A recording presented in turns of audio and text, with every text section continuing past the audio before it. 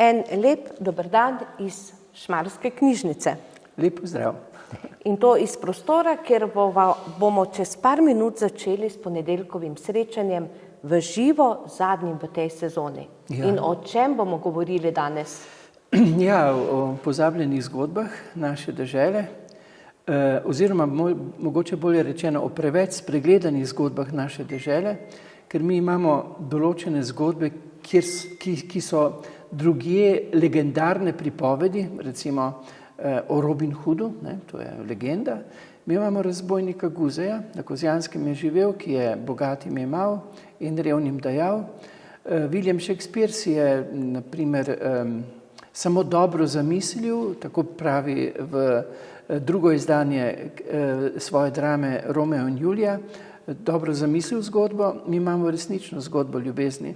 Samo namesto Romeja je Friderik, namesto Veronike je Veronika Deseniška, namesto Julije je Veronika Deseniška. O tem kasneje malo več. Imamo recimo tudi svojega Maksimiljana Kolbeja, recimo tega redovnika, ki je dal življenje namesto Franca v taborišče Auschwitz. O tem si tudi ti pisal? Tudi, ja. Zmagovita ljubezen je naslov, bo zdaj pa natisnjena knjiga. Ja, po celem svetu ga poznajo, ne? Pri nas imamo Izidorja Završnika, ki je prav tako na pepelnično sredo leta 1943 dal življenje namesto prav tako Franca, samo ne tistega Poljaka, ampak Franca Žvana. Praktično ga niti mi ne poznamo, ne?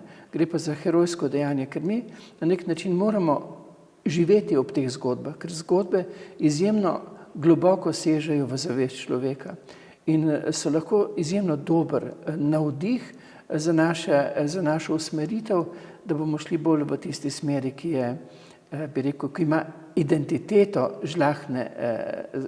žlahtnosti. Ampak danes bomo na našem srečanju spregovorili o zgodbi Friderika in Veronike. Te dni je prišla ponatis iz knjigarne. Je tako in danes bomo tu spregovorili. 3. junija ob 17. uri bo pa predstavitev na Ljubljanske, se vidi, da sem utrujen, na Celjskem gradu, ker je povezana z celjskimi grofi. Ja, to je moja ena prav posebna ljubezen, ki sem jim posvetil, ko sem bil v Jurkloštru kar nekaj časa.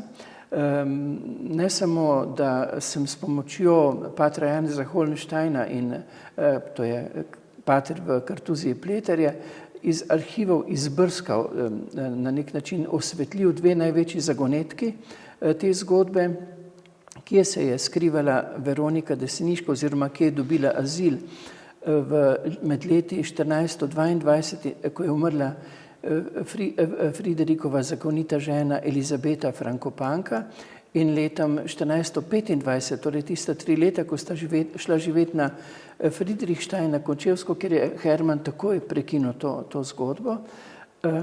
Ja, nekdo je mogel ponuditi azil, azilna mesta so bila pa samo univerze, samostani in pa cerkve. Univerze nismo imeli, v cerkvi ne more živeti, so imeli pa samostani tako imenovana azilna mesta.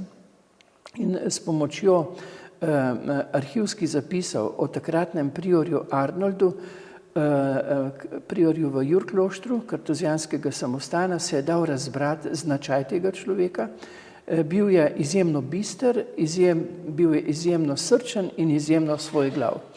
Ni se uklonil avtoriteti, torej se je odkril lik nekoga, ki je lahko pariral Hermanu, ker Herman po politični moči je bil verjetno ena najmočnejših, če ne najmočnejša, če rečemo politična osebnost na Slovenskem, takoj za cesarjem Sigismundom, ki mu je rešil življenje. Po politični moči, po svetni moči mu ni mogel parirati nihče, lahko mu je pa pariral po duhovni moči.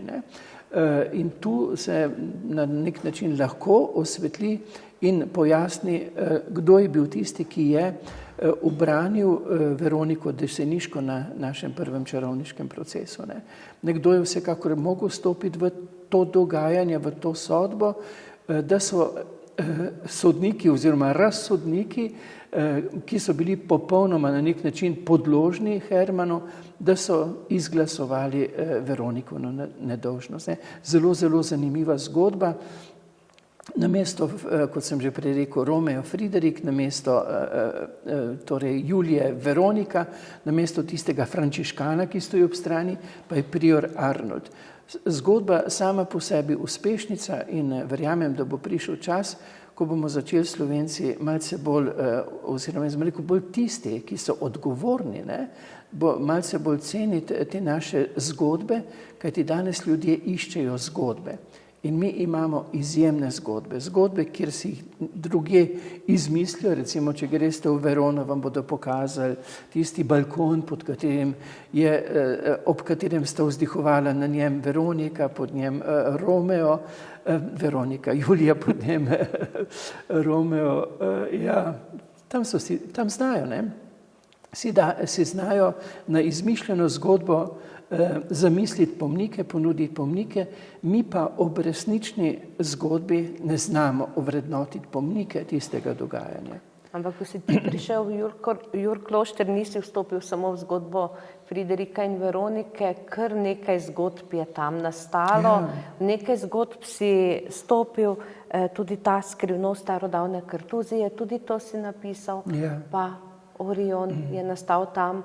To je eno tako mistično območje. Recimo zato, da so Kartuzijani prišli živeti v tisti kraj, dejansko tisti kraj je po zimi izjemno neugoden za bivanje, torej sonce ne vem koliko časa ni, res je izjemen mraz, ampak Kartuzijani so očitno zaznali, da se da z močjo, danes bi rekli nekaj energijo tistega prostora živeti in preživeti.